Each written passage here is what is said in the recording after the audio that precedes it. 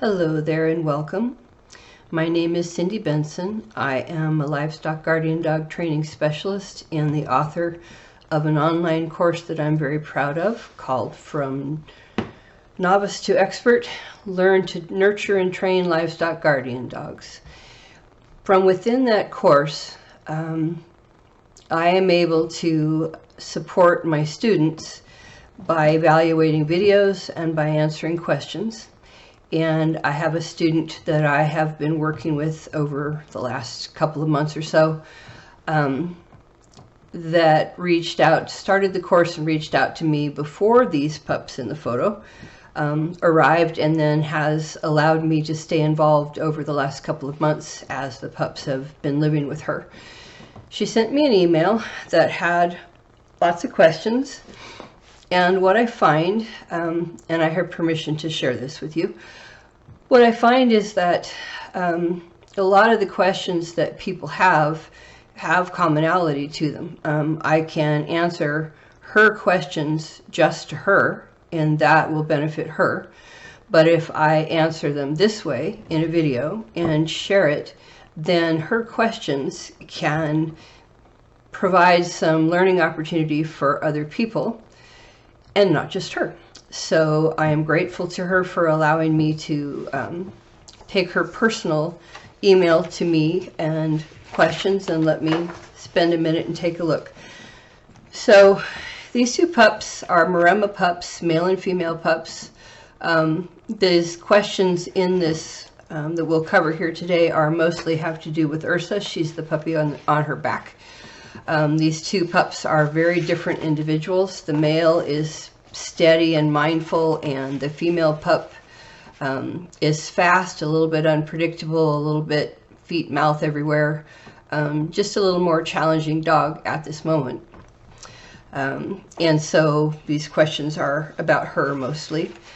So let me read to you what she has said, what the owner has said.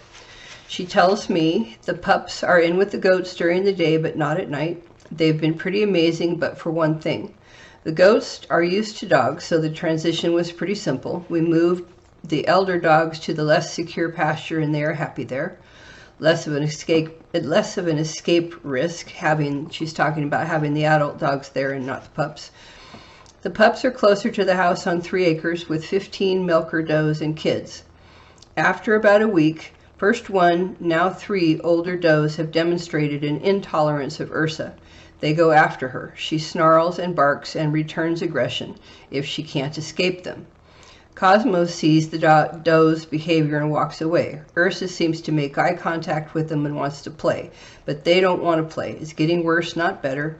The does now seek her out. She keeps her distance when she can, but there is a narrow area along the drive. The does will trap her in and keep her there if they can. So there are a couple of things to take a look at in here.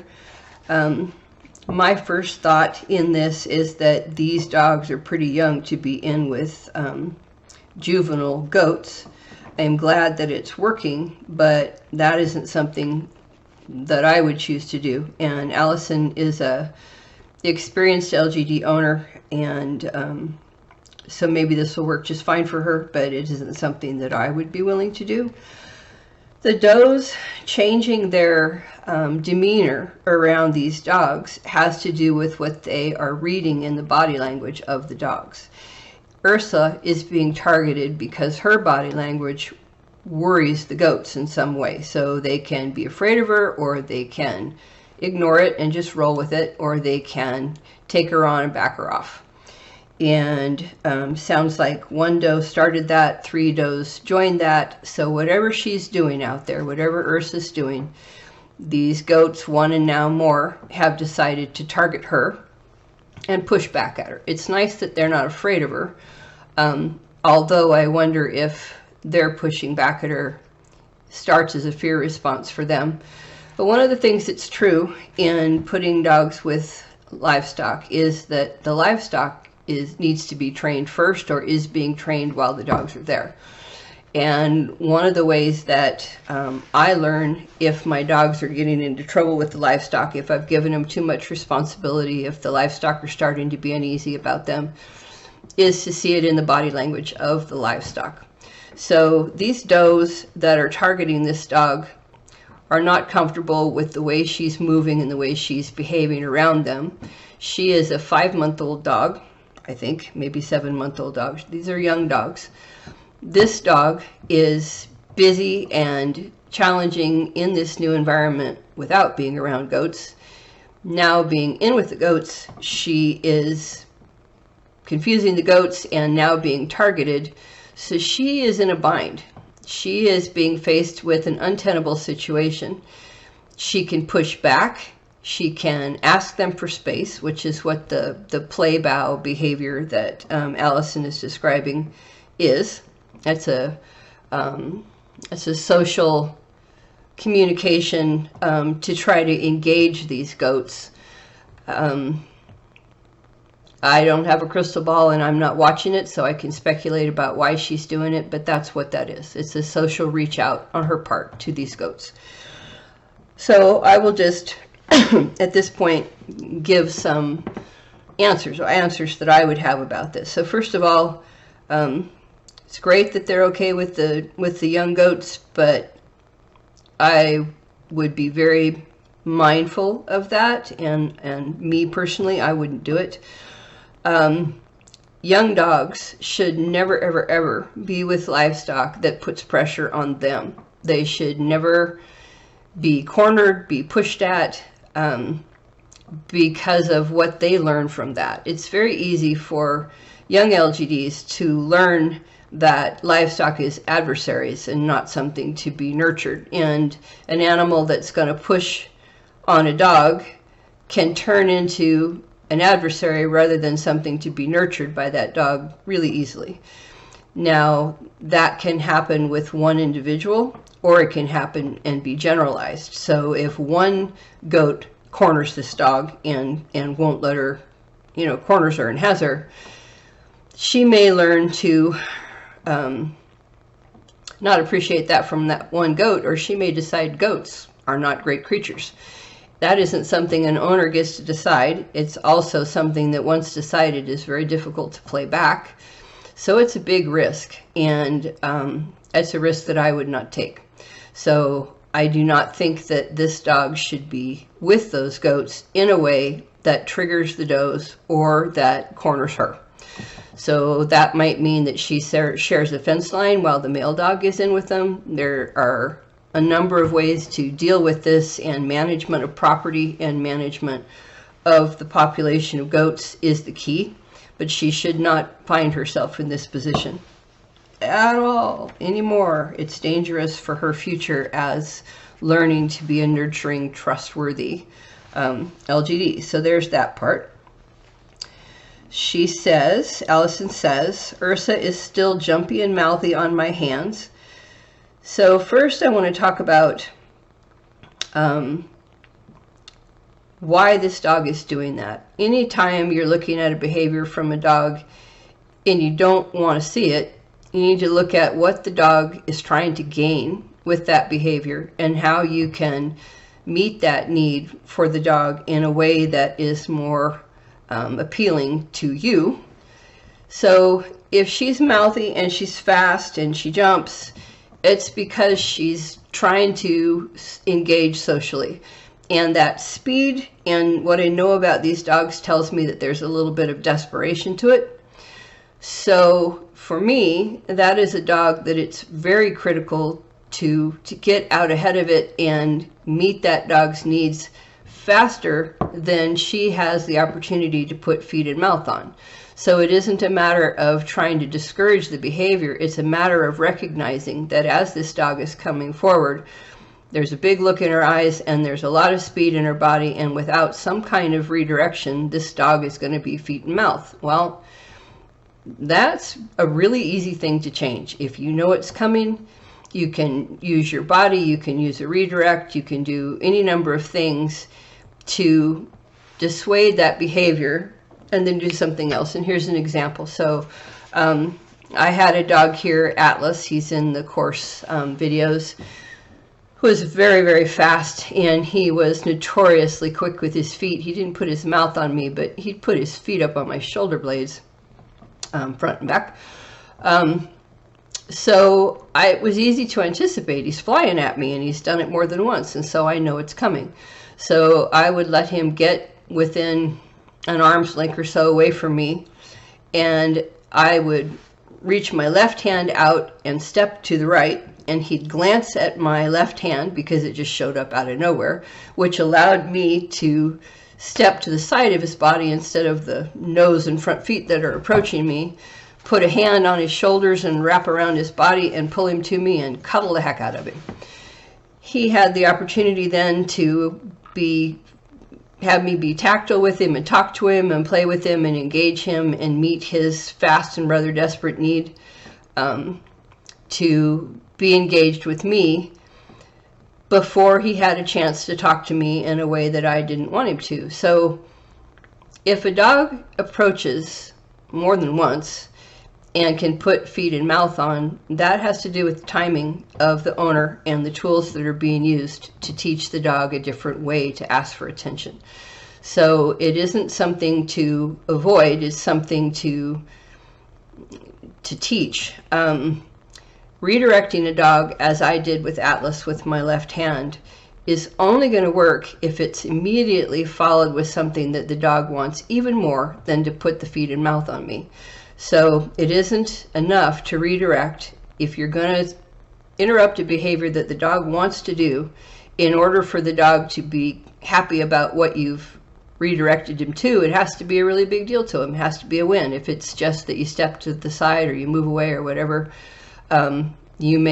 that may work once, but it's not going to work the next time because the dog has a need and it needs to be met. It just does. And if you don't meet the needs of dogs, they figure out other ways to have their needs met. And it is teaching a dog a skill, teaching a dog how to ask for attention builds confidence.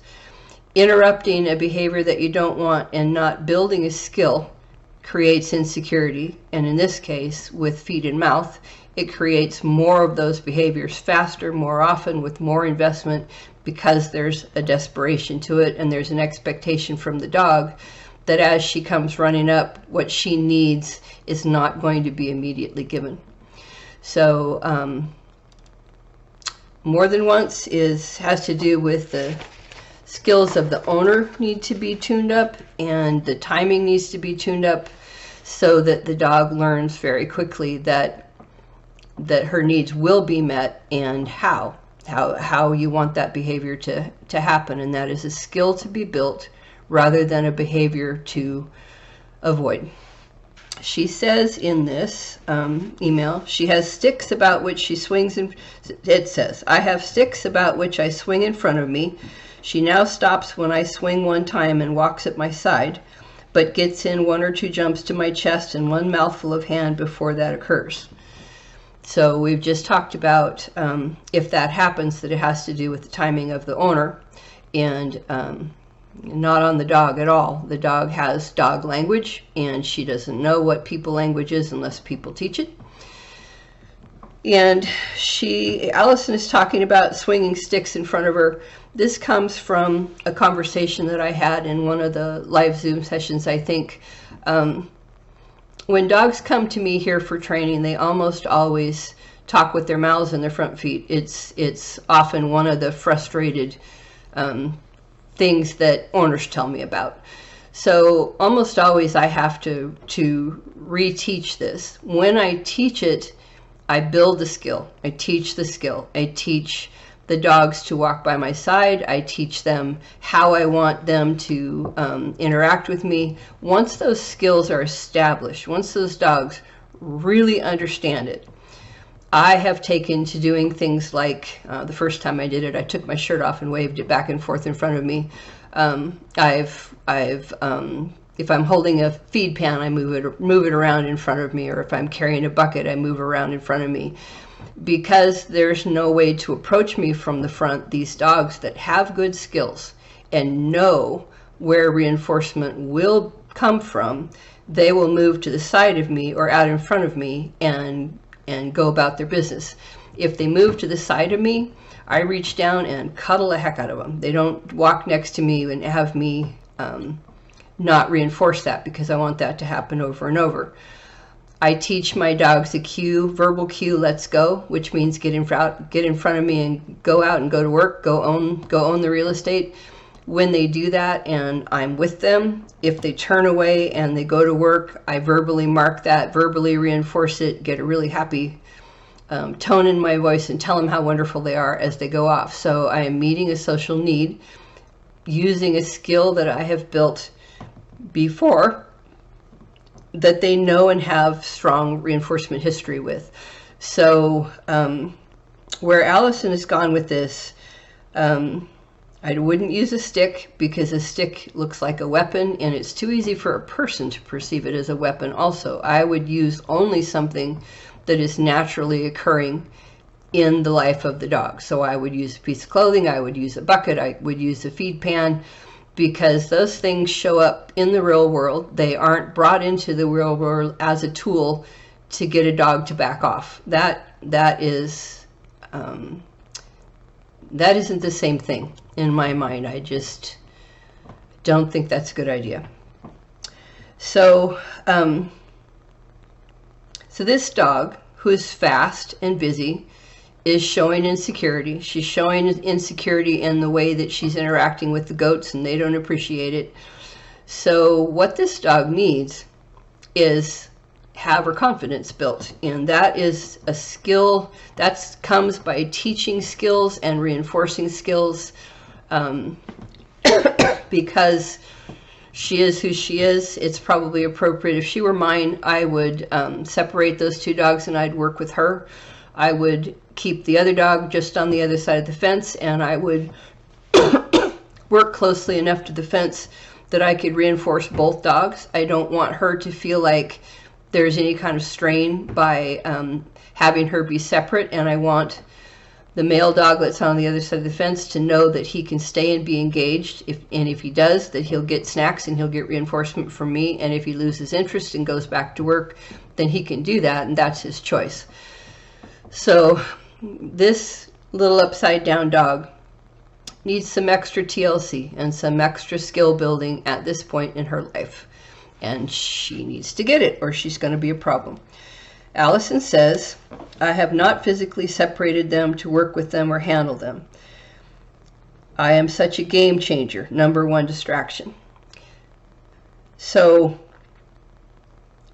if she shows up, if Allison walks out and the steady behavior that the dogs have been doing before she walks out vanishes, what that indicates is that these dogs have a social need from Allison. So that means that you give them that and you build that as a skill. You don't, this isn't necessarily sit on the ground and cuddle. I wouldn't do that. I would, if it were me, I'd be walking and moving. I would give the dogs opportunity to walk next to me and then cuddle like crazy. Anytime they stepped out ahead of me, I would mark that and congratulate them. I would move around on the property as a partner and use skills that these dogs have been taught with the reinforcement history that's with them that will support the dogs in using their brains, slowing down, realizing that I'm a partner and that the way to interact with me is to go and work. So if I show up and I'm a big trigger to dogs, that means that they need something from me, and I will figure out how to give it to them quickly so that they become calm and confident when they see me instead of triggered by me. And that isn't hard to do in most cases. I watch them from the house and they are so beautiful and intelligent. Then I grab the camera and they are goofy pups. We just talked about that. I don't want to set myself up as a resource. Well, you are a resource. And if you are on the property with the dogs, the dogs are learning from you. And if their bodies are doing something that you don't want them to do when you're out there, it's your job to change things in the environment so that the dog's bodies are doing what you want. And puppies need a lot of skill building. They need a lot of opportunities to do naturally occurring behaviors next to you that you stop and reinforce rather than what that's called is capturing behaviors. You move around with dogs and create a likelihood of behavior based on how your body is, where your body is next to them, and then reinforce those behaviors. It's skill building and confidence building because there's no possibility for the dogs to make a mistake. If dogs are taught a behavior that if they get wrong, they're not reinforced for, that isn't the same thing and isn't appropriate with pups of this age in this situation. So she wants to know, what are your thoughts about separating them? They will be able to see me with their sibling and not be able to join. Should I put the house between us for a visual barrier? Okay, I use, as a trainer, only training tools that dogs will not fear or work to avoid. So if I'm going to separate dogs and work with them, and that is going to cause any stress for the dogs at all, I don't do it. So I can figure out a way to work with an individual dog in a way that the dog isn't stressed by, and I will break that down to teeny tiny pieces as much as I need to in order to build the confidence in the dog. Don't want the dog to, sorry, there's a mower going on behind me. I don't want the dogs to stress because they're separate. I want them to be confident and soft and be separate, and I want to involve both of them. Certainly initially, working with dogs separately like that, if it's done working with both dogs and not making anybody scared, they ultimately will get to a point where they don't need the other dog to be close because they've learned to be confident. They've learned that if a dog leaves, the dog is coming back. Everything is fine. It's not anything to be concerned about. And the way to teach that is to make every step of it a win, not stressful at all. So taking either of these dogs, putting either of these dogs in a circumstance where there's a house between them so that you have the attention of one of them comes at a great cost to both dogs. So that isn't how I would do that. She says further, talking about Ursa, that Ursa is in motion. The still shots are amusing to me because she's scratching and yawning, actively listening, freezing and unfreezing. Those are stress behaviors. Scratching, so they have to happen in context. So a dog that scratches may have an itch. A dog that yawns may be sleeping. A dog that stops and listens may be listening. But if they're happening all in a sequence, scratching and yawning, actively listening, freezing and unfreezing, that is, let's see, 1, 2, 3, 4, 5 stress behaviors that Allison has described. So what I want to do is manage that dog in a way that those stress behaviors happen less often, don't happen for as long. I'm going to rethink everything that I've asked for this dog. I don't want even one of those stress behaviors to happen, and they happen once because I didn't know it was coming, but not a second time. When those stress behaviors happen, dogs do things for 2 reasons: to gain something or avoid escape something. If it's avoid escape, part of that comes up with the stress behaviors, asking for their environment to feel a little friendlier to them. So they're trying to avoid feeling the way that they're feeling. That generates chemicals in the dog's body that are uncomfortable for the dog, and the chemicals are there, hormones, are present in the dog's body longer than the reason that they were released in the first place. So if I walk in with a dog that is scratching and yawning, actively listening, freezing and unfreezing, that dog just now has a chemical landscape that is not as comfortable as it was before I showed up. So anything that I do with that dog, any training, anything that I ask of that dog, her physical base now is not a happy place. So it really matters not to do that to dogs.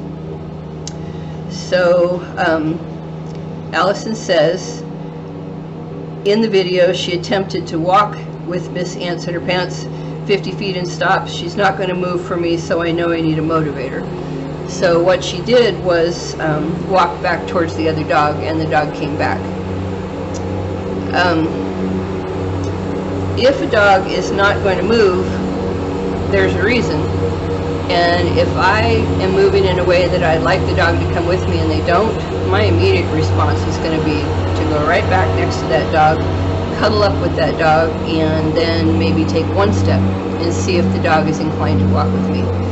Maybe take a step the other direction, see if the dog is inclined to walk with me. I would simplify it. I would not walk away from a dog that is frozen.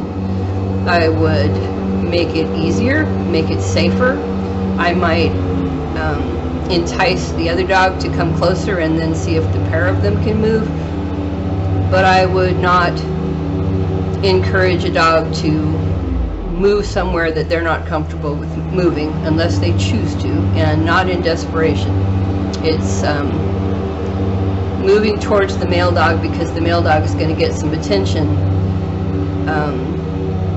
meets a different need, and it doesn't solve the reason the dog was frozen in the first place, and that's a matter of confidence. So again, it's skill building. It's give a dog tools to feel safe enough out away from the other dog and feel safe enough with me that moving with me is safe. And if they don't, then that is my task and my challenge as a trainer, and not the dog's responsibility at all.